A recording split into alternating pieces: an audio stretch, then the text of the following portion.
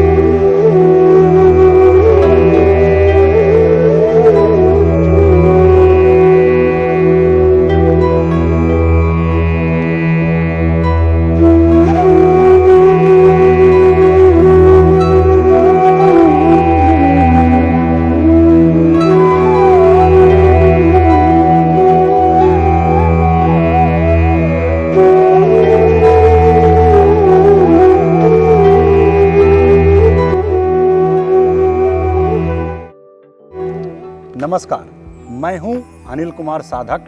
आज मैं हूं प्रयागराज की धरती पर और अध्यात्म और समाज की श्रृंखला में आज हम एक ऐसे संत से आपका रूबरू कराने जा रहे हैं जो कि एक शिक्षित कर्मकांडी सन्यासी हैं और जिन्होंने गृहस्थ भी देखा है, सन्यास भी देखा है, और एक ऐसे विद्वान पुरुष जो एक टाइम पे पीसीएस की परीक्षा पास करने के बाद ज्वाइनिंग लेटर मिलने के बाद उसको फाड़ देते हैं। अध्यात्म की शक्ति ऐसी लेते हैं कि दूसरे से जो चैलेंज एक्सेप्ट करते हैं और अपने ज्ञान में उसको आगे बढ़ाते हैं, और इस जीवन में अध्यात्म की शक्ति जो उनको मिलती है वो उनको एक ईश्वरीय शक्ति से जो प्रेरणा मिल लेते हैं कि आगे उनको जन कल्याण के लिए बहुत लोगों की कल्याण करना है।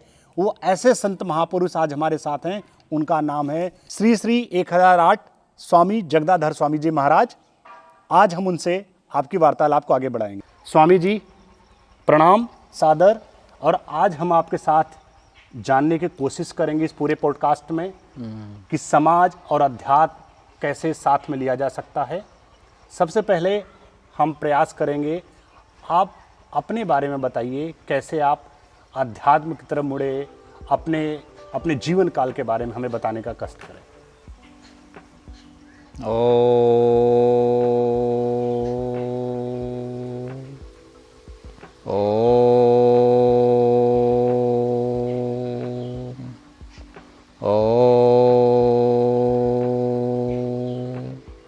शांति शांति शांति। अब हमारा क्या, देखने में शरीर जरूर है लेकिन स्वयं में तो कुछ है नहीं। कि है, स्वयं में कुछ नहीं है, देखने में केवल शरीर है। ये जो दृश्यमान संसार है ये केवल परिवर्तनशील है, अस्थायी तो नहीं है। इसलिए शरीर के विषय में जो इस शरीर को पा करके मैंने अध्यात्म की ओर परायण हुआ, वही बताना चाहेंगे संक्षिप्त में। यद्यप गाथा तो बहुत लंबी है, बचपन से अब तक। हमारी दादी माँ बताती थी, जब मैं बैराग की ओर दृढ़ होने लगा, 5वीं क्लास में था, सन 78 में, तो ब्राह्मण के चोला होने के नाते पहले बाल विवाह होता था, तो बाल विवाह में विवाह वाले आना शुरू कर देते थे। तो बचपना में बहुत उतना दिमाग नहीं काम करता था, लेकिन पता नहीं क्यों विवाह करने से खुन्नस बहुत रहती थी, तो मैं भाग जाता था। पता चला कि भी देखने आए हैं, तो देहाती भाषा में छेंकने कहते थे, छेंकने आए हैं। तो ये शब्द सुनते ही मैं पूछता था कि पहली बार तो पूछा कि छेंकना क्या है। ये हुआ कि आपको देखेंगे और अपनी लड़की से विवाह करेंगे। हम कहा विवाह क्या होता है? तो दादी माँ हमारी बोलती थी जैसे तुम्हारे बाबा के साथ मेरा हुआ था। तो हम कहा आप लोगों का जीवन तो बहुत कठिन है, ठीक नहीं है, शांतिमय नहीं है।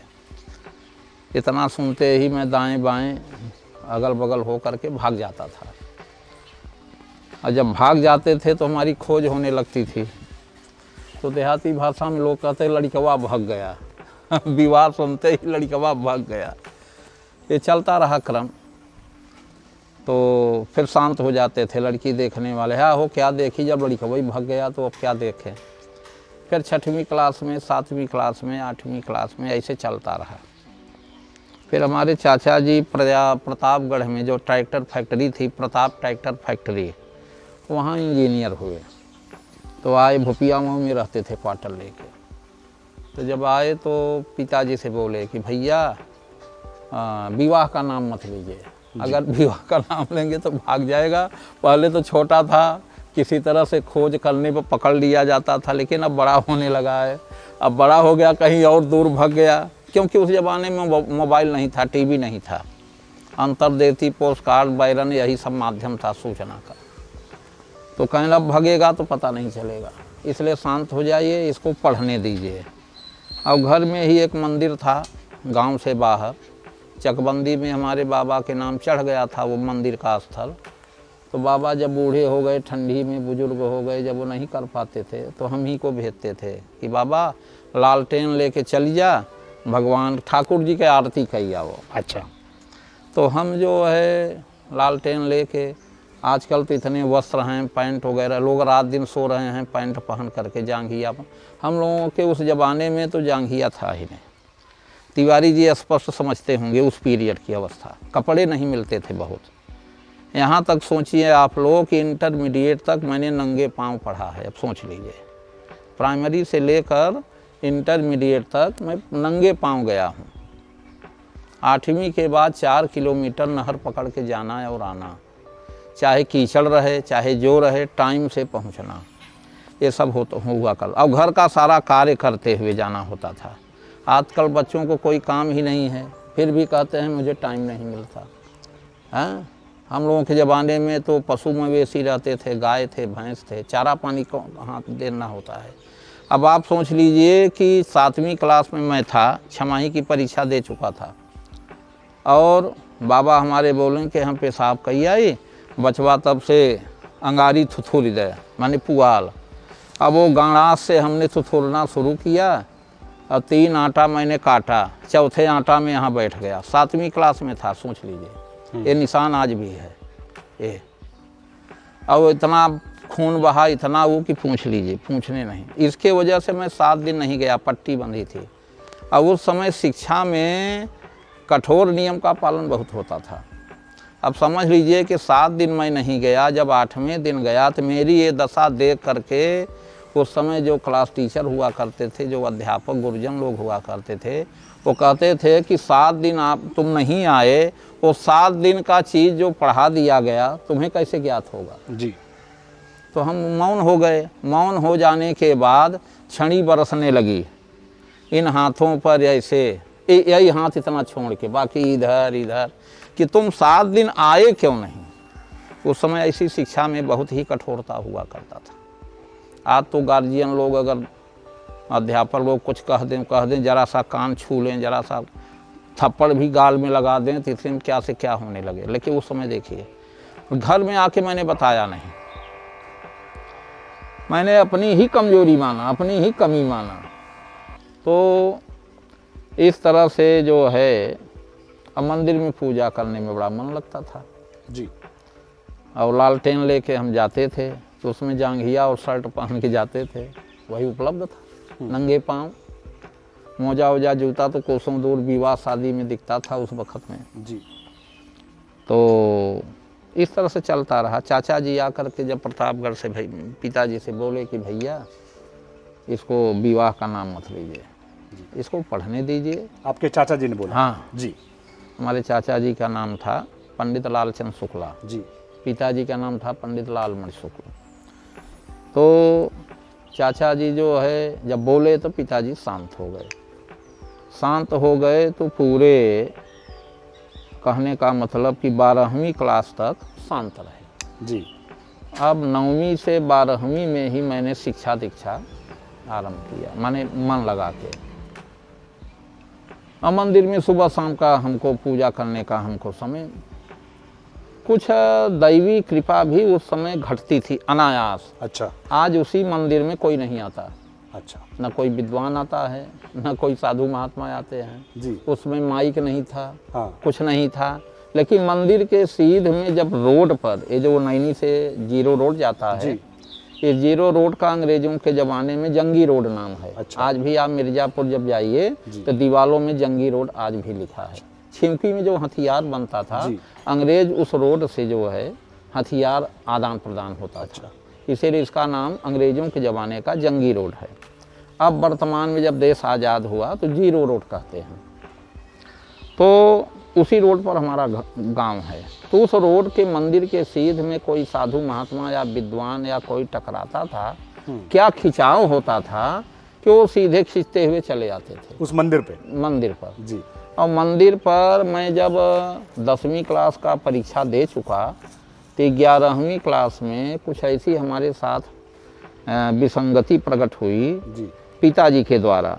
पिताजी का चूँकि कलकत्ता में सेठ मारवाड़ी के यहाँ सर्विस किए थे, बैंक में मुंशी यानी लेखा जोखा का काम किए थे, पुराना इंटरमीडिएट पास थे जी।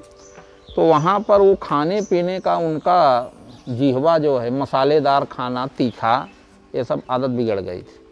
और पता नहीं क्या गाड गिफ्ट था कि बचपन से मुझसे तीखा नहीं खाया जाता था जी। लहसुन प्याज छूने पर तो एकदम मस्तक पकड़ लेता था।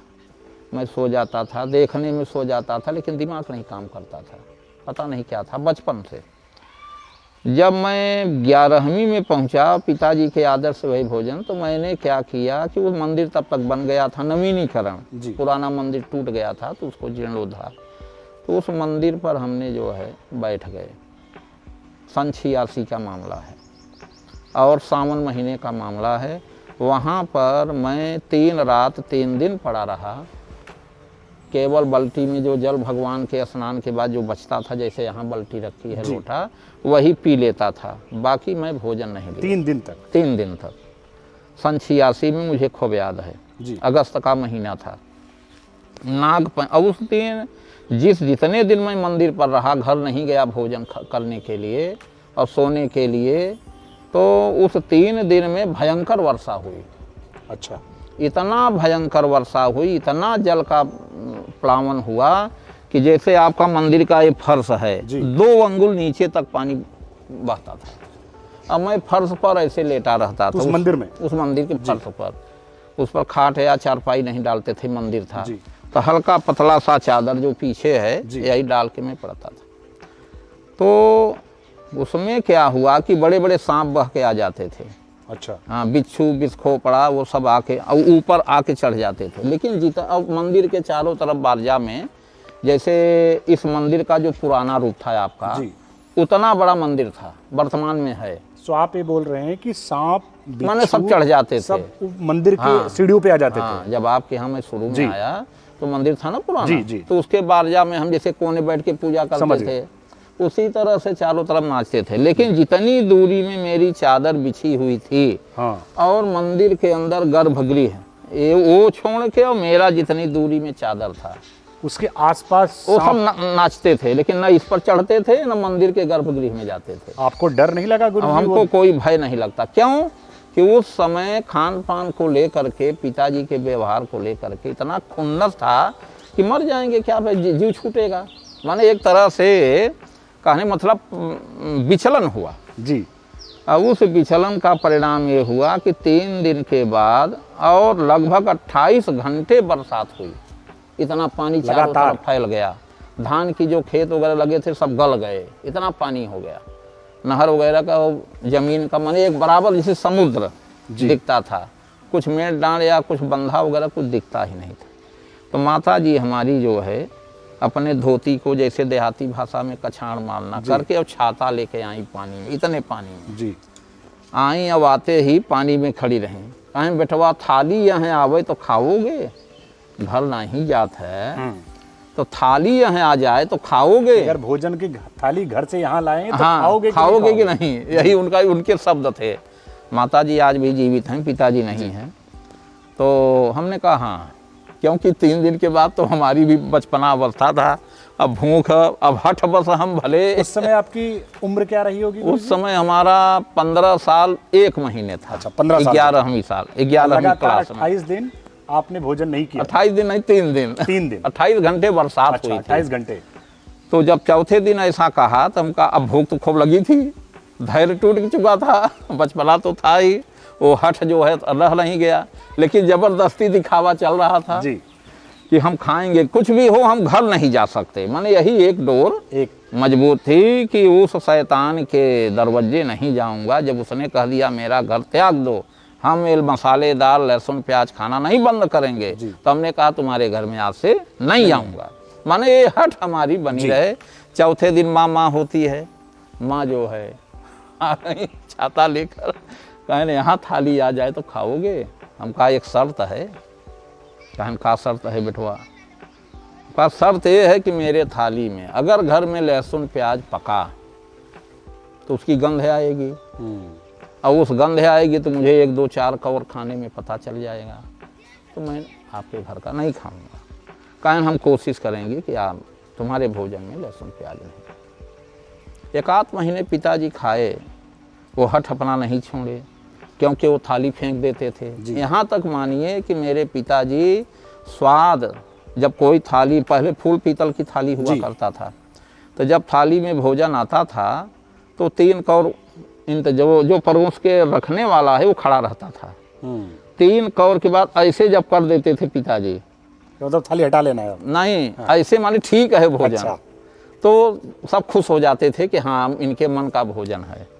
और जब पहला कौर खाए, दूसरे में ऐसे मुंह बनाए, तीसरे बार ऐसे देखे, अब थाली पूरा फेंक दिया जो नाले वाला था। अब फूल पीतल की थाली जब जमीन पर गिरता था 4 टुकड़े हो जाते थे, फूल पीतल का थाली। कहने का मतलब ये है कि उन्हीं का देखी सीखा। अब चूंकि मैं एक तरह से मानता हूं मैं पॉजिटिव था, सकारात्मक था, क्योंकि लहसुन प्याज नहीं खाऊंगा। अध्यात्म की शुरुआत आपके बचपन से ही हो चुकी थी? शुरू हो चुकी, मैंने शुरुआत बता रहा हूँ। जी। तो पिताजी ने 200 थाली जीवन में फोड़ा, अब मैंने भी 100 थाली फोड़ा, महज इसलिए कि लहसुन प्याज क्यों आया थाली में। तो आप मसालेदार तामसिक भोजन से हमको बहुत दूर माने, और वो ऑटोमेटिक था आपके अंदर? हाँ जी। तो 100 थाली हमने भी फोड़ा। यहाँ तक कि हमें प्रीवियस में जब मैं पहुँचा यूनिवर्सिटी में तब तक फोड़ता रहा। हाँ, ओके, सन 91 तक। उसके बाद अचानक उसी मंदिर में जब मैं गया, पिताजी के 1 महीने बाद ऐसा रोग हुआ कि माने मसालेदार मिर्चा और लहसुन इतना खाते थे कि सी करते रहते थे, नाक से पानी गिरता रहता था, फिर भी खाते रहते जी। तो 1 महीने बाद भगवान की क्या ऐसी प्रेरणा हुई राघवेंद्र सरकार की, हमारे जितनी मूर्तियां आपके यहाँ हैं, दुर्गा माई को छोड़कर सारी मूर्तियां हमारे मंदिर में हैं। अब क्या है, चूंकि 10 बरस हो गया, मैं तो गया नहीं। अब कोई नई मूर्ति स्थापित हो तो भगवान जाने, लेकिन जितनी मूर्तियां दुर्गा माँ को छोड़कर गर्भगृह में, वो सारी मूर्तियां हनुमान जी सहित हमारे यहाँ।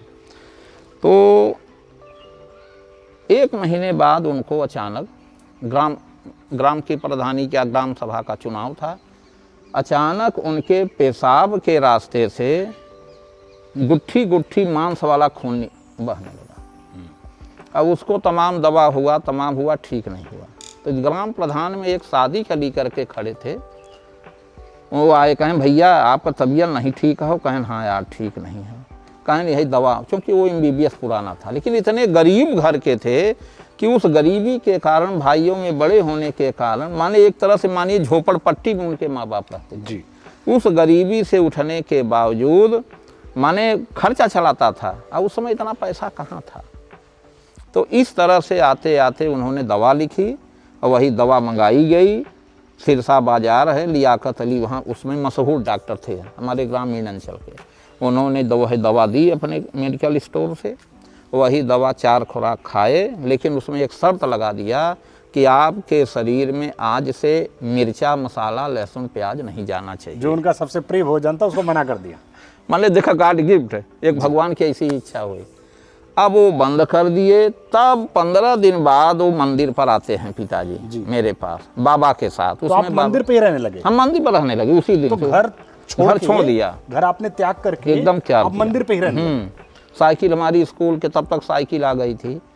अब मैं साइकिल से भी आना जाना, हमारा लंगोटी है। उस समय मैं श्वेत वस्त्र, जैसे आपका पैंट है, इसी वस्त्र की मैं लुंगी पहनने लगा था, गमछा रखने था, अब इसी कपड़े का मैं लंगोटी सिला के पहनने लगा था। यहाँ तक कि जप वाली जो माली थी, हमारा जो है जप माली गोमुखी, वो भी सफ़ेद ही वस्त्र मैं सब सिला के रखने लगा। और इस तरह से घटना से पिताजी आए बाबा को लेकर। तो बाबा हमारे बड़े भावुक थे।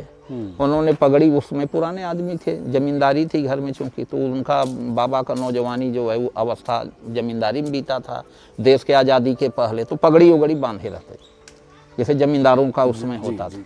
आए तो पगड़ी हमारे चरण पर रखे, कहें बेटवा ना थी, हमारी इच्छा बा तू घरे चला। अब सब सही बा। आपके दादाजी? हमारे दादाजी बोले जी।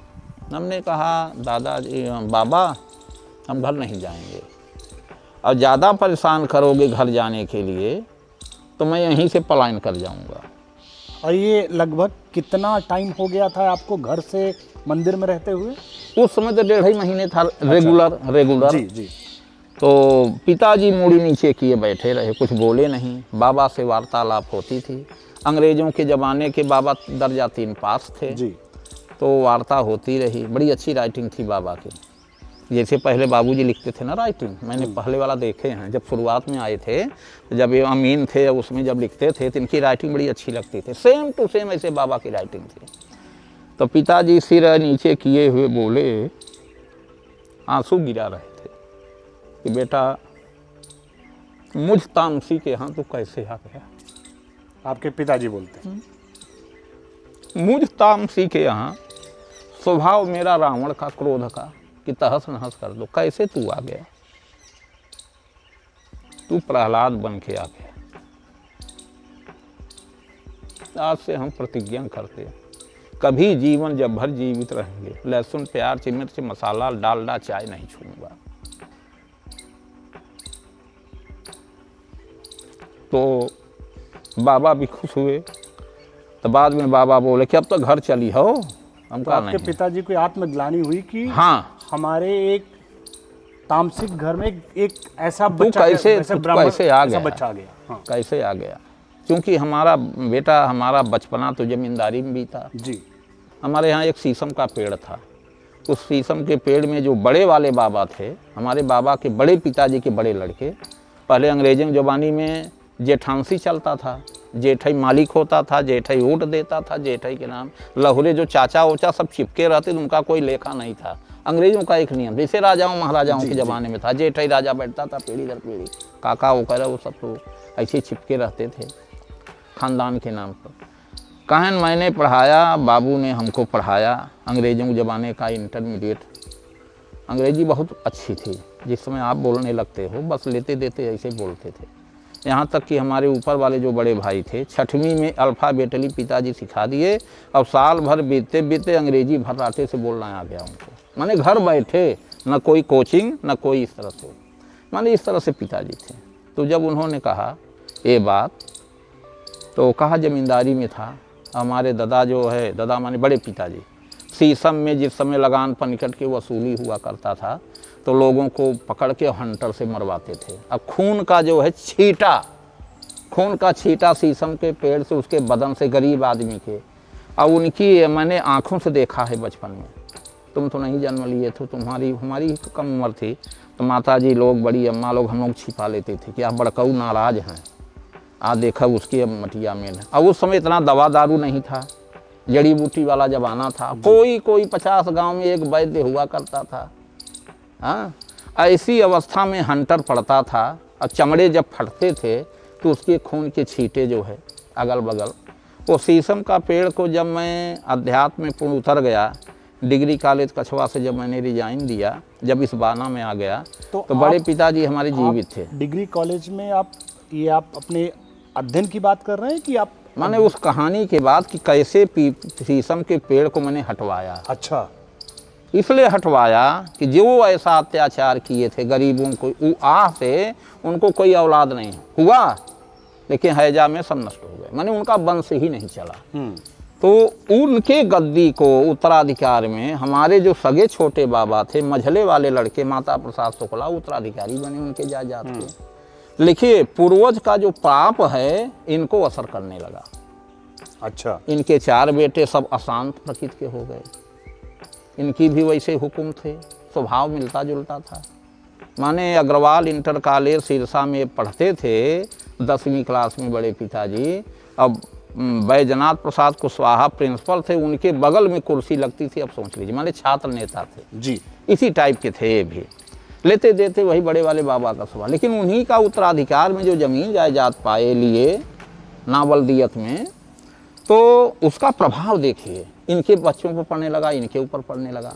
अस्वस्थ होना और सबका विचार एकदम अस्त व्यस्त होना, लड़ाई झगड़ा उन्माद करना, नाती पोते।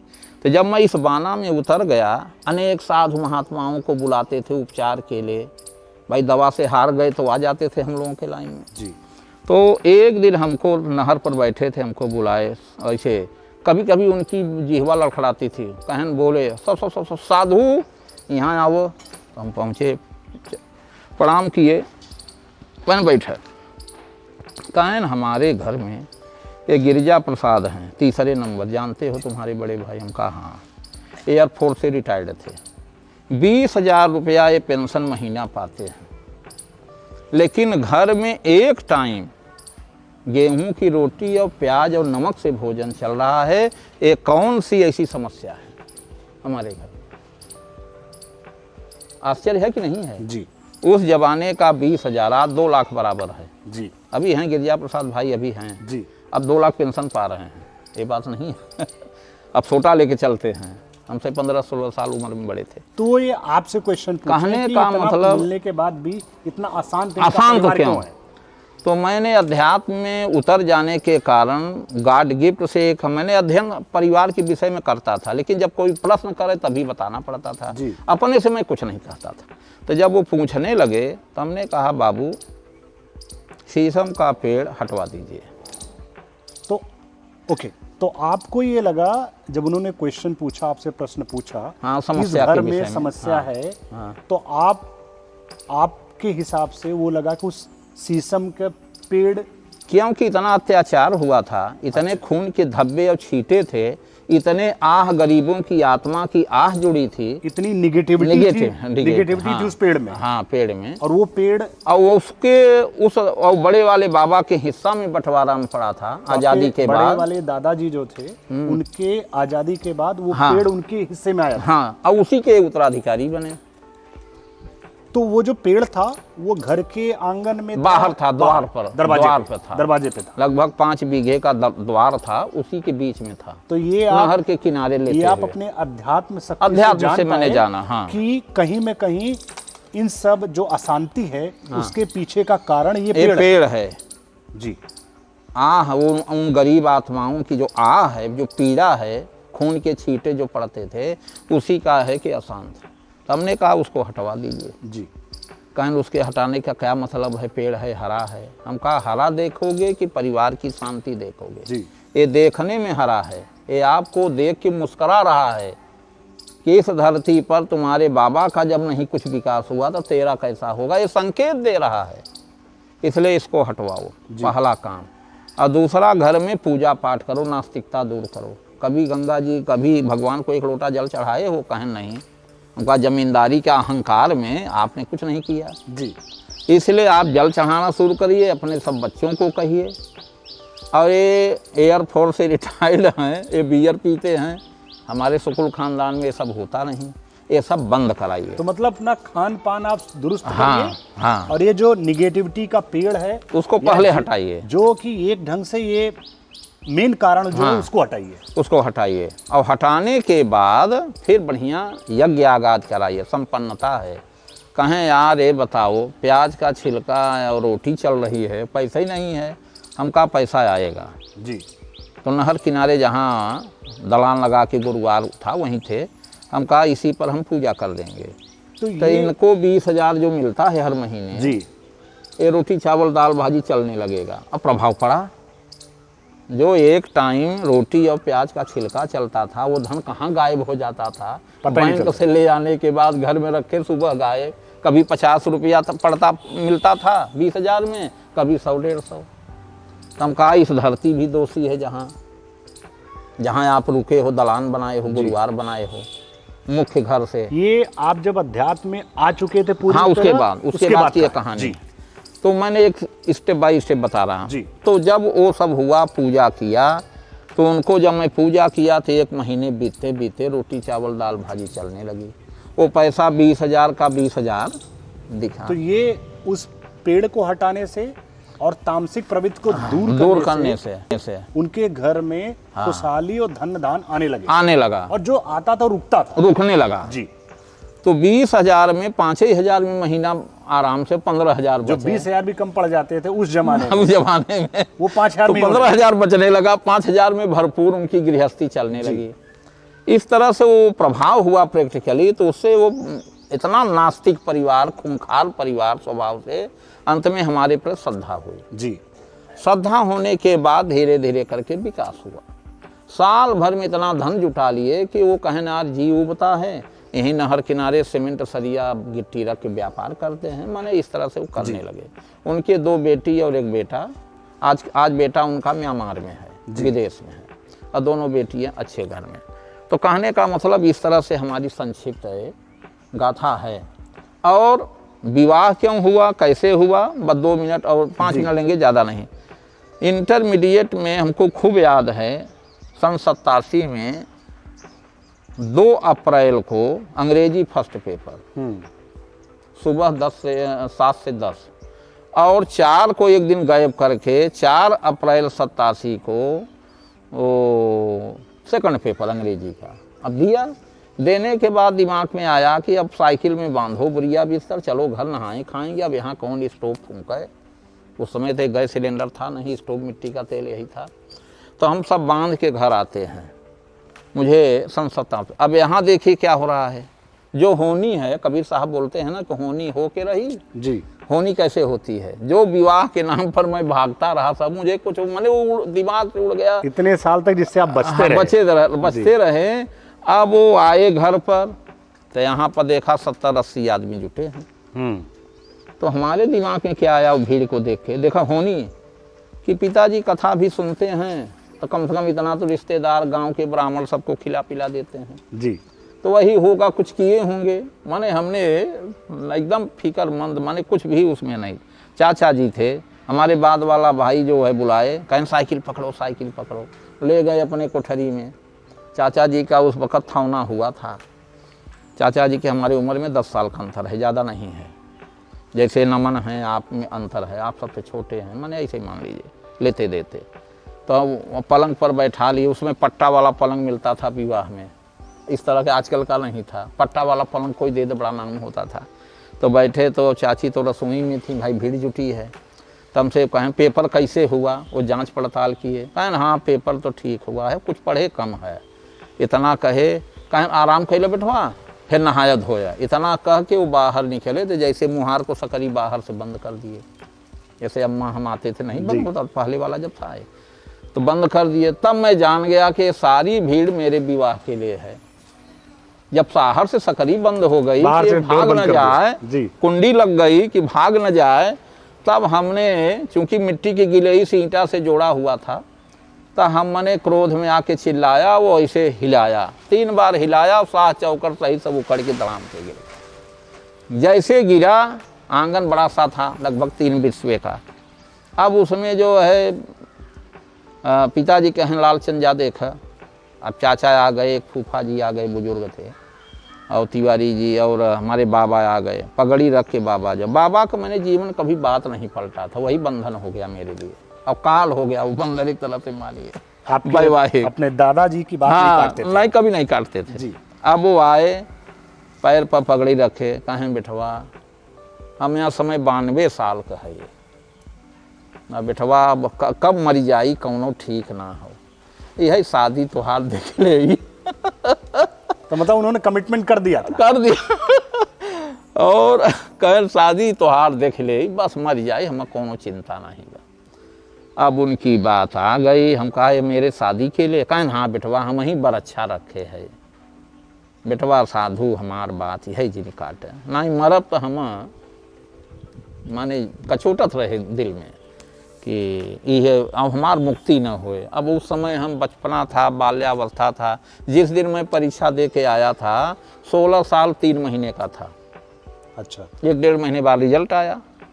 तो अब उनके कहा से मैं तब भी क्रोध में आके मैला कुचैला पैंट शर्ट पहन के ही मैं बरच्छा में बैठ गया, माने अब भी ये लोग मैला कुचैला देख के भाग जाए। यहाँ मैं अपने दर्शकों को बताना चाहूँगा, बरीच्छा एक अवधी लैंग्वेज में बोला जाता है, इसको इंगेजमेंट आप कह सकते हैं, हाँ। या सगाई की क्रिया को बोल सकते हैं।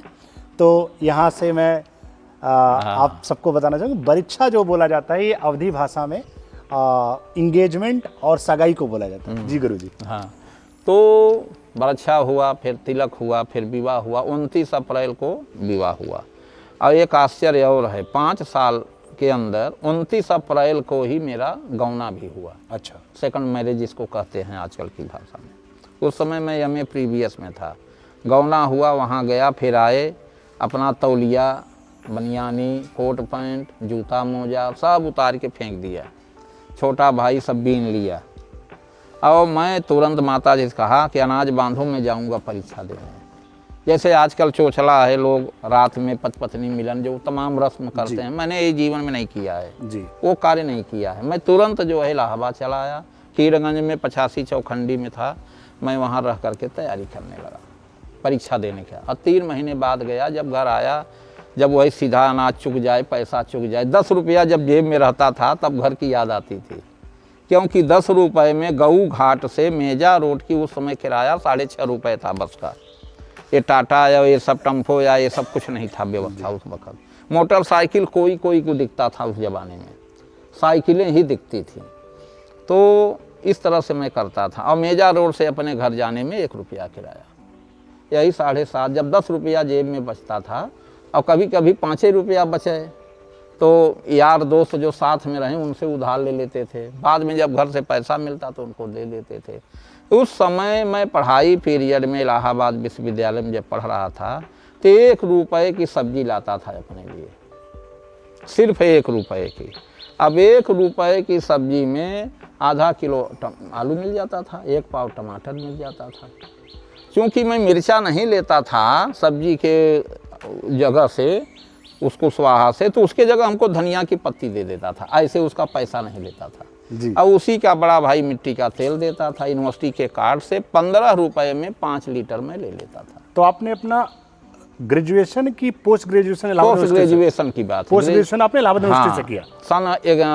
सन खूब याद है, सन 90 में मेरा एडमिशन हुआ जी, 7 जुलाई को जी। उससे पहले हमारे बड़े भाई ने हमको ताना मारा। अच्छा। ग्रेजुएशन में जब मैं था, कमेंट पास करना बोलते हैं ताना मारने को अवधी भाषा में। तो जी, बड़े भाई चूंकि वो 21 साल की उम्र में सर्विस में आ गए थे जी, IDD कोर्स नैनी से करके, वो इंटर के बाद वो आ गए थे जी। तो हमारी आध्यात्मिक रूपरेखा पूजा पाठ देख उनको चिढ़ होती थी। अच्छा। वो नंबर 1 के नास्तिक थे। वो नास्तिक थे, अब मैं नास्तिक था उसी विपरीत में, जैसे एक तरफ रावण एक तरफ विभीषण मान लीजिए इस तरह। हालांकि रावण तपस्या किया जी, वो तो महारावण कह लीजिए। तो एक ही घर में ये कह सकते हैं, एक आस्तिक दूसरे नास्तिक जी। तो जब BA पार्ट 1 में मैं पहुंचा, चूंकि घर तो 11वीं क्लास से मैं छोड़ दिया, यूनिवर्सिटी में मैं इंटर पास करके जब आया तो टेस्ट दिया, उस समय टेस्ट होता था। टेस्ट में मैं आ गया था, लेकिन बड़े भाई ने बड़े पिताजी से कह करके जानबूझ के यूनिवर्सिटी में नाम नहीं लिखने दिया। अच्छा, कहा ये खेती किसानी करेगा, आपका हाथ बटाएगा, मदद करेगा, और ट्रैक्टर निकलवा दे, ट्रैक्टर चलाएगा। माने उनका दिमाग में ये था निगेटिविटी भरी हुई हाँ थी। कि इनका विकास रुक जाए, हम हमारे ऊपर न रहे जी, या एक सोच था, एक ढंग से एक ज्वेलसी की भावना। हाँ जी, ये क्या था, जन्मजात था, जबकि घर में ऐसा वातावरण नहीं था। मैंने बताया ना, चाचा और पिताजी सबका एक कॉम्बिनेशन था उस वक्त में।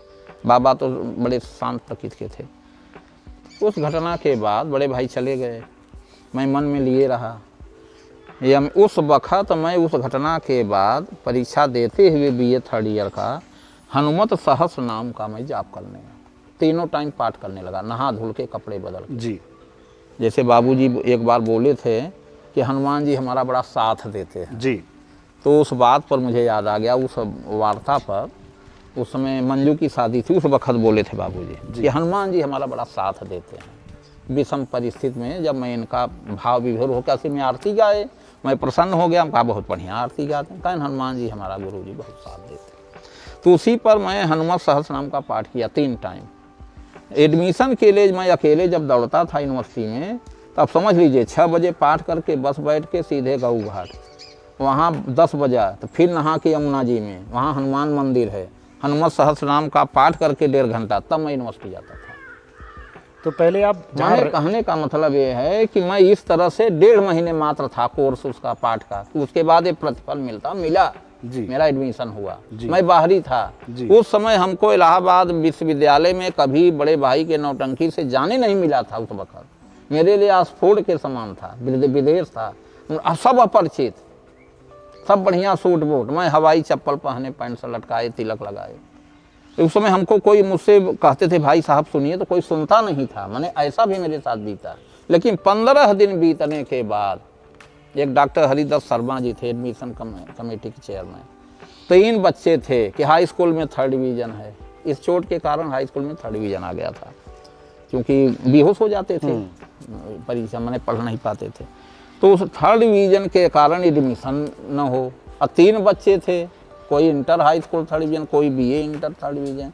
तो एडमिशन लेते समय हम तीनों की फाइल नीचे करके फिर व्यंग कसते हुए एडमिशन लेते थे। तीसरे दिन वो रामकिशोर शास्त्री जी आए, वो हेड थे, वो थे।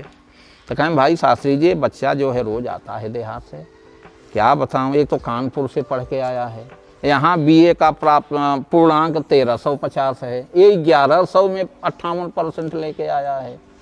तो कैसे एडमिशन इसका हो? इसका चेहरा देखता हूँ बहुत मायूस लगता है। मन तो है कि एडमिशन लेने, लेकिन यहाँ उस समय अदर यूनिवर्सिटी से केवल 2 स्टूडेंट लिए जाते थे हर डिपार्टमेंट जी।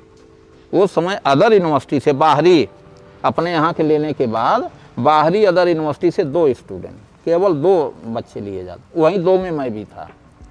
एक जय सिंह थे, इस समय जो आपका ये कार्ड बनता है ना, ये आपका पैन कार्ड, उसी विभाग में अफसर हैं इलाहाबाद में, वो था। उनको वो हमसे जो है 1% आगे थे, मैं पीछे था। हमारे 2 लोगों का हुआ, अब कानपुर से दोनों लोग थे। तो उन्होंने शास्त्री जी ने बताया कि संस्कृत सब्जेक्ट में एडमिशन चाहता है, 3 साल का नंबर जोड़ दीजिए इसके प्राप्तांक में, और तब 1350 में से इसका परसेंटेज निकालिए। जब 1100 का वहाँ का पूर्णांक है तो क्या करोगे, ऐसे करो। जब किए तो मैं 92% पहुँच गया, मेरा एडमिशन हो गया हनुमान जी की कृपा से, श्री हनुमत सहस्र नाम की कृपा से मेरा एडमिशन हो गया। तो बड़ा भाई को पिताजी अंतर्देशी लिखे कि इनका इलाहाबाद विश्वविद्यालय में एडमिशन हो गया। मैं 825 रुपया पाता हूँ, और भाई बहन हैं, खेती किसानी है, नेवता हकार है, तो हम इनका खर्चा 400-500 रुपया महीना कैसे दे पाएंगे, तो मदद करो। तो वहाँ से जो है बैरन में 4 पन्ने में लिखे आता है। पिताजी 8 साल सिरहाने रखे रहे, कहें जब तक ये पढ़ेगा मैं घर में 1 पैसा नहीं भेजूंगा। अब बड़े भाई 8 साल नहीं आए, ना 1 पैसा भेजे। वो ज्वेलसी की भावना, ज्वेलसी की भावना कि अरे ये तो मुझसे आगे हो गया, ये तो मुझसे आगे भी पढ़ गया। अब भगवान की, हनुमान जी की ऐसी कृपा हुई कि मैं बड़ी कठिनाई से एमए पास किया, बड़ी कठिनाई से। स्वामी राम तीर्थ जी का अगर आप जीवन परिचय पढ़े होंगे, तो जैसे पढ़ाई पीरियड में उनका कठिन था, वही लेते देते मेरा था। लेकिन मैं अध्यात्म के ताकत से प्रोफेसर के बीच में उठता बैठता था। जाड़े में भी आप लोग देखे हैं कि मैं सूटर नहीं, इस बार केवल सूटर ही देख रहे हैं, मैं 30 बरस नहीं पाना, उस मेडिटेशन की ताकत से, गायत्री मंत्र की ताकत से। तो आप ये कह रहे हैं, क्योंकि मैं तो जानता हूँ ये जो ये बेल्ट है यहाँ पे कई बार टेम्परेचर 10, 11 हाँ, या 8, 9 भी होता है। हाँ हाँ। तो आप ये बोल रहे हैं कि आप बिना स्वेटर के, बिना कपड़े के रहते थे? वो भी अध्यात्म ताकत से। यूनिवर्सिटी जाते समय हाफ शर्ट और पैंट पहन के जाता था, गमछा सफ़ेद ऐसे रखता था कंधे पर, और जाड़े में भी, जबकि क्वार्टर में आने पर बस इतना ही नीचे रहता था, वो भी नहीं रहता था जी। और वही चादर मंदिर वाला मैं यूनिवर्सिटी पीरियड में फर्श पर 2nd फ्लोर में कमरा इसलिए लेता था ताकि मेरी आध्यात्मिक कार्यों में उसमें कोई टीका टिप्पणी, मैंने एकांत, इलाज में भी एकांत, इस तरह से मैंने निभाया। फिर डॉक्टरेट माने PhD में इनरोलमेंट हुए। लेकिन मुझे कि बड़े भाई ने 5 रुपए का ताना मारा स्टाम्प पेपर का, संयोग से हमें पास करने के बाद एक मित्र आए, उन्होंने फॉर्म PCS डाले, हमारा भी डाल दिए तो हमारे पास आ गया लेटर, परीक्षा देने वाला, माने प्रीलिम का। रणजीत पंडित इंटर कॉलेज है नैनी, वहाँ मैंने दिया, और दिया तो 90 मिनट के उसमें 120 क्वेश्चन था, मैंने 35 मिनट में सब करके आंसर शीट भर के दे दिया। देने के बाद मुझे हंसी आई, तो मैडम थी, कहें you are rusticated you at this time? हम कहा यस। हम कहा मैं डॉक्टरेट कर रहा हूँ मैडम, मुझे मित्र ने भरा है, मुझे कोई ख्वाहिश नहीं है IAS PCS, आप रिस्टिकेट कर दो, क्या फ़र्क पड़ता है मुझे। इतना कह के माया मुस्कुराई देख रहे हैं। लेकिन प्रीलिम में मेरा हो गया, 6 महीने बाद मेंस दिया, उसमें हो गया। PCS की बात बोल रहे हैं? PCS की बात उसी पीरियड। तो आप डॉक्टरेट करने के करते हुए आपने PCS का प्री क्वालिफाई किया। हाँ। और फिर उसके बाद मेन के एग्जाम, मैंने 1 साल में दोनों जी। उसके बाद इंटरव्यू लोक सेवा आयोग में मैं हुआ, 8 लोग बैठे थे जी। उसमें एक मैडम बैठी थी, केरला यूनिवर्सिटी की थी जी। वो कांक करके बहुत धीमे धीमे जो है रुक करके हिंदी बोलती थी, क्योंकि केरला की है, वह हिंदी बढ़िया नहीं जी। मुझे इंटरव्यू देते हुए क्रोध आ गया। मैंने कहा you at this time joined in pre primary education, eight this time my order. आपको जब हिंदी बोलने नहीं आता है तो आप हिंदी भाषी क्षेत्र में इंटरव्यू लेने आई हो, क्या आप हमसे लेंगे? आपको प्राइमरी स्टेज का हिंदी बोलने नहीं आता तो आप हाई फाई जो है PCS रैंक आप इंटरव्यू में, get out at this in my centre, you go. जब इस तरह से बोले तो सड़क गई, मूड़ी नीचे कर लिया। इंटरव्यू चलता रहा, 7 लोग प्रश्न का बौछार, सबको जवाब देता रहा, यहाँ तक कि मैं ही क्वेश्चन करने लगा उन लोगों से, क्योंकि उसमें मुझे कोई डर नहीं था। क्योंकि ये रहा कि पेमेंट मेरा दिव्याभा इंटर कॉलेज में हो चुका था, मैं 1500 रुपया महीना पाता था, और उस जमाने में 1500 रुपया बहुत था। कोई तो आप ये कह रहे हैं आपके पास ऑलरेडी एक अपॉइंटमेंट लेटर था? हाँ, प्रोफेसर के लिए? प्रोफेसर के। ठीक है। लेकिन मैं जो है PCS जो है उस बड़े भाई के ताना की वजह से मैं दिखाना चाहता था कि वो अफसर है मेरे अपने डेयरी में, तब ले आओ। जब मुझे इंटरव्यू, अब उठते समय मैंने कहा भी कि आप लोग हमसे इतना खींच गए हैं कि मेरा नहीं होगा, मुझे मालूम है, खैर कोई बात नहीं, नहीं सेलेक्ट करो, कोई बात नहीं। लेकिन 1.5 महीने बाद घर में ज्वाइन लेटर आ गया PCS का 289 रैंक, सेल टैक्स विभाग इलाहाबाद में नियुक्ति है। मैं उसको लेके गया घर गया, पिताजी को चरण छुआ, संयोग से बड़े भाई आए थे, मैंने बड़े भाई को ही पकड़ाया तो पढ़ते हुए कहते हैं, बाबू अरे पिताजी ये तो हम हो दई मारेन महात्मा जी यही शब्द था उनका। कहें का भाई, अरे PCS अधिकारी हो गए हो, हम तो वहाँ प्रोडक्शन मैनेजर है, हम का हमार का विचार। तो पिताजी कहते हैं और का लड़किया हमार है, मंदिर में पूजा करता रहा तो तोहर लागत रहा कि पढ़ते नहीं। हम जानी थे कि BA तक कल BA तक नियम था मेरा जी, उस आध्यात्मिक जोश से कि कल जैसे परीक्षा है मेरी, तो मैं सिर्फ आज पढ़ता था।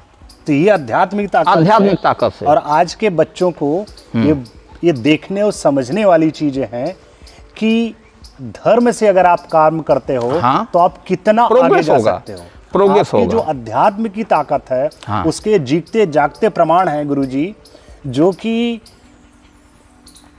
ग्रेजुएशन, पोस्ट ग्रेजुएशन और PhD में इनरोलमेंट के साथ साथ एक एक प्रोफेसर की जॉब करते, प्री और मेन क्वालिफाई करने के बाद पीसीएस क्वालिफाई करना, ये अपने आप में बहुत बड़ा achievement है। तो मैं ऐसा पढ़ाई किया हूँ बीए तक, जबकि बीए मैंने इंग्लिश भी लिया था।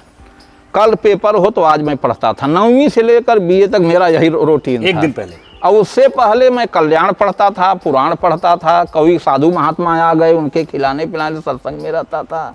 माने इसी में हमारा समय चल, खेती बाड़ी आ गया तो उसमें भी भिड़ जाता था लेबर के साथ, मजदूर के साथ। लेकिन पढ़ाई हमारी तब होती थी जैसे कल है पेपर, हिंदी का फर्स्ट पेपर कल है तो आज मैं रात में पढ़ता था, 6 बजे से लेकर सुबह हो जाता था और वही दे के आता था। इस तरह से मेरी बीए तक पढ़ाई हुई और उसमें 70, 72, 75% मिल जाता था आराम से। तो इस तरह से जो है मेरी ये हुआ। जब मैं पीसीएस हुआ, बड़े भाई दिखाए तो हो गए, तो हमने मन में कहा परसों बताऊंगा।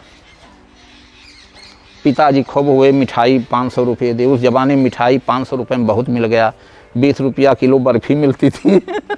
खूब गांव भर सबको बांटा गया, जितने हिंदू लोग थे सब घर घर 5-5 मिठाई। बड़ी खुशी हुई, गांव में एक तरह से जलसी हुआ, माने मतलब जलसा हुआ। मुनेश्वर दत्त मिश्र ग्राम प्रधान थे, वो बड़ा खुशी, वो भी आ गए। शुरू में आप लोग शायद जन्म लिए थे कि नहीं लिए थे, आपका जन्म हुआ कि नहीं, अमृत प्रभात करके अखबार चलता था इलाहाबाद में, बाबूजी जानते होंगे। तो वही अमृत प्रभात के वो पहले संपादक थे, मुनेश्वर दत्त मिश्र हमारे गांव में के थे। वही अमृत प्रभात जब बंद हुआ तो अमर उजाला जब ये चला तो उसी अमृत में से अमर लिया और उजाला डोल हमारे उसी का है माहेश्वरी लोग जी। तो इस तरह से मेरा रहा। फिर हम जब परसों हुए, पिताजी से बोले कि कहाँ है कॉल लेटर, ज्वाइन लेटर, कहीं उनसे बड़काऊ से मांग लिया। जैसे लिए मैंने 8 टुकड़ा फाड़ के रख दिया। तो आपने पीसीएस की ज्वाइनिंग लेटर को फाड़ के फेंक दिया? फेंक दिया पिताजी के सामने, उन बड़े भाई के सामने। तब कहें बाबू अरे तो फाड़ दें, कहें का सोई का है पागल, माने पागल हो गया। हम कहा पागल नहीं हूँ, पागलपन को हटाया है। तो आपने पद प्रतिष्ठा को अपने ऊपर हावी नहीं होने दिया। हम कहा ये नेता नूती साले आते हैं, आईएएस अधिकारी खड़ा रहता है, वो बैठे रहते हैं। ये हमसे पुलिस विभाग या अफसर शाही मुझसे नहीं होगा। इच्छा है पढ़ाने का, जब तक भगवान पढ़वाएंगे। शिक्षण कार्य करूँगा, इससे ज़्यादा नहीं करूँगा। मैं सिर्फ बड़े भैया को दिखाया हूँ। मेरे पढ़ाई के बदौलत 8 बरस तक इन्होंने कहा था जब तक ये पढ़ेगा पैसा नहीं दूंगा। वही घटना के बाद बड़े भाई आज तक मुझसे आंख में आंख मिला के बात नहीं की है। तो आपने अपने आप को एक चैलेंज लिया। हाँ। कि हमें अपने अध्यात्म में विश्वास है। हाँ। हमें अपनी प्रतिभा पे विश्वास है। हाँ। और आपने वो करके दिखाया कि हम जो है ये पद पा तो सकते हैं, बट ये मेरी मंजिल नहीं है। मंजिल नहीं। अच्छा गुरुजी, तो ये बहुत इंटरेस्टिंग चीज़ आपने बताई। अब मैं जानना चाहता हूँ, जब आप अध्यात्म में गए, किस देवी या देवता का आप अनुसरण करते थे? और बहुत सुनने में आया लोग संन्यास लेने के बाद, बहुत सारी ऐसी परंपराएं हैं, लोग शमशान में भी पूजा करते हैं। आप उसके बारे में थोड़ा सा अगर बता सकें तो। सिर्फ 5 मिनट समय देंगे। प्रवृत्ति मार्ग और निवृत्ति मार्ग जी। हमारे अध्यात्म में 2 पहलू हैं जी। प्रवृत्ति मार्ग, निवृत्ति मार्ग। मूर्ति पूजन करना, मंत्र जपना, यज्ञ आगाद में शामिल होना, घर में या बाहर यज्ञ आगाद उत्सव करना, ये अध्यात्म का बाह्य रूप है। कर्मकांड जिसको कहते हैं। तो जो बाह्य रूप है उसको प्रवृत्ति मार्ग कहते हैं। प्रवृत्ति माने आप उसमें रुचि ले रहे हैं, जो दिखता है, जो दिख रहा है हमारे सामने। हाँ। जो पूजा पाठ उसमें हम इन्वॉल्व हैं करने में, वो प्रवृत्ति मार्ग है। जो निवृत्ति मार्ग है उसका एक शब्द में जानिए, वही असली अध्यात्म है, वही मेडिटेशन है। अच्छा, निवृत्ति मार्ग में। हाँ। और सन्यासी को जब सन्यास दिया जाता है, दंड दिया जाता है, तो शिखा सूत्र जनेऊ का भी हवन कर दिया जाता है। शिखा माने ये जी, सूत्र माने जनेऊ जी। इसको बिरजा होम बोलते हैं जी। 3 दिन, पहले दिन तो उसको कर्मकांड कराया जाता है, दूसरे दिन उससे पिंडा अपने आप का परवाया जाता है, अपने आप के पिंडदान करते हैं। हाँ। तब तीसरे दिन उनको कि भैया शिखा काटो अपने हाथ से और जनेऊ उतार के हवन कुंड में डाल दो। इसको बिरजा होम कहते हैं। जो बाहरी आपकी आइडेंटिटी है, हाँ, वो सब एक ढंग से उसको नष्ट नहीं किया, नष्ट नहीं किया, नष्ट मत कहिए जी। अच्छा, उससे आपको मुक्ति दी जा रही है। माने उसको आप छोड़िए जी। ये बंधन माने अध्यात्म में प्रवृत्ति मार्ग वाला बंधन भी तोड़ी छोड़िए जी। जब तक प्रवृत्ति मार्ग लगा रहेगा तब तक संसार बना रहेगा, और जब भावना में संसार बना है तो निभेगा नहीं। और मुक्ति जो है, जो आपके पहला प्रश्न है, मुक्ति और मोक्ष में अंतर, इस घटना से मैं बता रहा हूँ। ठीक है। हाँ, तो ये वही क्वेश्चन में आने वाला हूँ गुरुजी, कि बहुत सारी जगह पे हम देखते हैं, सुनते हैं, और बहुत सारे लोग बोलते हैं कि इस तीर्थ कर लो, ये धन कर लो, ये कर लो। इसमें बोला गया है कि बेसिकली मेरा क्वेश्चन जो है, मोक्ष और मुक्ति, हाँ, क्या दोनों एक है या दोनों में अंतर है? बहुत बड़ा अंतर है जी। जैसे सूर्य और जुगनू, अच्छा, इतना अंतर है। मोक्ष क्या है और मुक्ति, यद्यप शुरुआती दौर में प्राइमरी में जैसे आपको 8वीं तक माने को एजुकेशन पढ़ते हैं जी, साइंस भी है, गणित भी है, भूगोल भी है, कॉमर्स भी है, माने सब कुछ है, मिक्स है जी। तो एक शुरुआती दौर में एक दायरे तक साधना में बढ़ते बढ़ते मिक्स वाला चलता है जी। तो सब कुछ हाँ मिक्स है, कई सारी नदियां एक तरफ जा रही हैं जी। लेकिन जब आप समुद्र में पहुंच जाओगे जी, तब आपको समझ में आएगा कि खाड़ी वाला समुद्र में पहुंचे कि महासागर में पहुंचे जी। वहां अंतर के लिए आपको जरूरी है मुक्ति और मोक्ष को समझना जी। तो हमारे आपके ग्रामीण अंचल में या कथावाचक लोग हैं, आज तो कपड़े के महात्मा बहुत हो गए हैं जी, वो पर्यायवाची के तौर पर भाषा बोलते हैं कि मुक्ति मिल जाएगी, मोक्ष मिल जाएगा जी। अपने वार्ता में प्रवचन में कहीं कि इस कार्य करने से मोक्ष मिल जाएगा, वहीं जो है दूसरे के इस कार्य करने से मुक्ति मिल जाएगी जी। तो ये एक प्रकार से पर्यायवाची वाली भावना से बोल रहे हैं, जो कि अध्ययन नहीं है जी। और अध्यात्म के दृढ़ता के लिए, मजबूती से दृढ़ता के लिए जरूरी है आध्यात्मिक ग्रंथों का पहले अध्ययन हो जी, पहला पॉइंट जी। दूसरा, जो महापुरुष अध्यात्म के बल पर आगे बढ़ गए हैं, महापुरुष के श्रेणी में उनका इतिहास बन गया है जी, उनके जीवनी संबंधित जी उन ग्रंथों को पढ़ा जाए जी। दूसरा पॉइंट। तीसरा जो है, इन दोनों को पढ़ने के बाद फिर ऐसे गुरु की खोज किया जाए जो उन्हें निवृत्ति परायण बना दे, संसार में रहते हुए भी जी, संसार में रहते हुए भी निवृत्त परायण हो जाए, ऐसे गुरु की खोज होनी चाहिए। और गुरु शब्द का अर्थ ही बड़ा विचित्र है। गु शब्दस तो अंधकार, रु शब्दस तन्वर्तक, अंधकार निरोधत्वात् गुरु हृत्यवधीयते। गु माने अंधकार जी, आपके अंदर जो भी काम क्रोध मद लोभ या जो भी विकार हैं, और रू माने प्रकाश, उनको हटा करके, जैसे आप शुरू में पाइप मोड़ दीजिए, अंधकार से जो उजाले की तरफ ले जाए, अज्ञानता से जो ज्ञानता की ले जाए, या जो भी है कमियां, जन्म जन्मांतर के संचित क्रियमाण प्रारब्ध जो हैं, सबको क्षय करते हुए जो आप प्रकाश की ओर बढ़ जाओ, यानी ज्ञान की ओर बढ़ जाओ जी। क्योंकि जब ज्ञान हो जाएगा तो आप विचलित नहीं होगे जी, ज्ञान हो जाएगा। यहाँ तो छोटी छोटी बातों कह देते हैं कि हम फलाने के ज्ञान बा, फलाने की बा। ज्ञान इतना सरल रूप में परिभाषित कर दिए लोग कि आम जनता कुछ वो पढ़ लिया, हमको ये ज्ञान है। अरे जानकारी कहो, ज्ञान नहीं है, क्योंकि ज्ञान होने पर तो भटकाव नहीं होना चाहिए जी। फिर भी तुम भटक रहे हो, 4 फर्स्ट क्लास या हाई स्कूल से MA या MSc या MCom तक टॉप कर लिए, उसके बाद बेरोजगारी में फंसे हो, तो तुम ज्ञानी कहाँ हो? और जो ज्ञानी होगा वो इसके लिए नहीं दौड़ेगा, अति आवश्यक उसकी व्यवस्था हो जाए, वहीं मस्त रहेगा। कैसे? जैसे जल में लकीर, जल सब देखते हैं। अब जल को आप कहिए साकार रूप है, दृष्टि में है, दिख रहा है, लेकिन साकार का एक रूप होता है, आंख नाक मुंह, एक स्टैचू होता है, एक रूपरेख, वो तो नहीं हो सकता ना। बर्फ है और जल में अंतर कैसे है? जैसे बर्फ है और जल में अंतर है, वैसे मुक्ति और मोक्ष में अंतर है। और जबकि जल तत्व तो दोनों का मूल जल ही है, वो पिघल गया तो जल हो गया। अब जल हो गया तो हमारे आपके भौतिक जीवन के लिए वो प्यास बुझाने वाला हो गया, खेती किसानी पेड़ पौधा सब कुछ लेके, तो वो हो गया मोक्ष का मार्ग। ऐसे समझिए। और जो बर्फ है वो जम गया तो एक जगह है, वो इधर से उधर नहीं जा सकता जी, वो मुक्ति है। जी। क्योंकि मुक्ति जो है वो सत्य का पहला द्वार है। सत्य इधर उधर फिसलता नहीं है, सत्य परिवर्तनशील नहीं है। जी। इसके लिए लिंग पुराण में एक श्लोक है, सत्य की को परिभाषित किया है कैलाशपति स्वयं भोलेनाथ ने पार्वती से कहते हुए कहते हैं कि हे पार्वती, सत्य को मैं बता रहा हूँ, मैं सत्य स्वरूप हूँ, लेकिन तुम महादेवी होते हुए भी सत्य स्वरूप नहीं बन सकी, क्योंकि तुम्हारे काया का बार बार परिवर्तन होता है, मेरे काया का नहीं होता।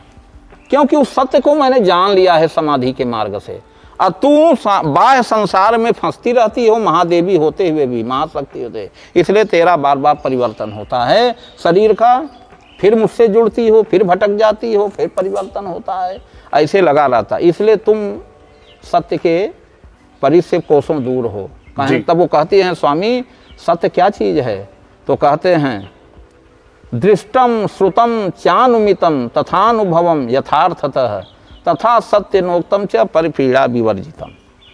दृष्टम, जैसे आप गांव में पैदा हुए, यहाँ बचपन में जो देखा है आपने, अब इस उम्र में भी वही सेम टू सेम देख रहे हैं, इसी का नाम सत्य है।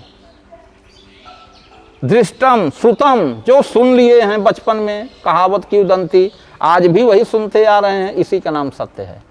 चानुमितम, बचपन में आपने जो अनुमान किया, जैसे आप बचपन में पढ़ लिख रहे होंगे तो क्या जरूरी था कि कंप्यूटर लाइन में आ पाओगे, उसमें कल्पना नहीं था, लेकिन एक पूर्वाभास तो मिला होगा जी कि मुझे घर से बाहर निकल के कुछ ऐसे मार्ग से गुजरना है, आर्थिक प्राप्त करना है, मुझे ऐसे जीवन बिताना है, एक पूर्वाभास मिलता होगा। उस पूर्वाभास का कोई नाम गांव नहीं था जी, लेकिन ये अंदर में एक प्रेरणा आती थी।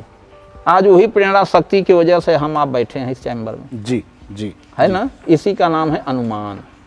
और तथानुभवम, अनुभव, अनुभव माने आप शाम को जो भी कुछ किए और सुबह आपके अनुभव में आया कि बस ये घटित होने जा रहा है, अब घट भी गया जी, इसी का नाम सत्य है। यथार्थतः, यथार्थतः माने यथा स्थितः, यथार्थतः, यथा माने बचपन में जो जैसे देखा, वो पहाड़ी पर शिला है जी, उसकी जो रूपरेखा थी, जितनी बड़ी थी, जो रंग कलर था, 20 साल बाद देख रहे हैं सेम टू सेम है, इसी का नाम यथार्थ है। यही सत्य की परिभाषा में। और अंतिम सत्य क्या है, परिपीड़ा विवर्जितम। वह सत्य, आपके सत्य बोल देने से अगर किसी को पीड़ा पहुंच गई, आपके सत्य बोल देने से किसी पशु का वध हो गया, आपके सत्य बोल देने से बेघर हो गया, तो उस वक्त वो सत्य सत्य नहीं कहा जाएगा, वो महापाप से जुड़ गया, इसलिए वो असत्य के बराबर हो गया। ऐसी अवस्था में जिसे किसी का अहित न होना, अहित न हो, पर पीड़ा विवर्जितम, पर पीड़ा से रहित जो हो उसी का नाम सत्य है। तो अध्यात्म जो हमारा निवृत्त मार्ग है वही असली सत्य है। इसीलिए सत्यनारायण भगवान की कथा घर घर होती है, लेकिन पंडित पुरोहित समझा नहीं पाते सत्यनारायण क्या है। सत्य कहते हैं सत्यनारायण भगवान, बस कहें पंजीरी 5 शंख भूंगे पंजीरी बांटें, बस हो ही है। आपके सत्यनारायण भगवान की पोथी से असली निवृत्त मार्ग उसमें भरा है, लेकिन दिमाग नहीं जाएगा, पंजीरी प्रसाद तक सीमित है, चारिमाला घर में हवन हो गया, बस हो ही है। बहुत इंटरेस्टिंग बताया आपने। तो ये है सत्य, इसी का नाम है मुक्ति। जी, जब तक सत्य के स्वरूप को न जाना जाए, जैसे कबीर साहब बोले ना, सांच बराबर तप नहीं, अझूठ बराबर पाप, जाके हृदय आप हैं, माने उस परमात्मा, सत्य रूपी परमात्मा जिसके हृदय में है, ताके हृदय आप, अर्थात हरि व्यापक सर्वत्र समाना। जो गोस्वामी जी ने कहा वही को कबीर साहब सरल भाषा में, बोलचाल की भाषा में कह दिया।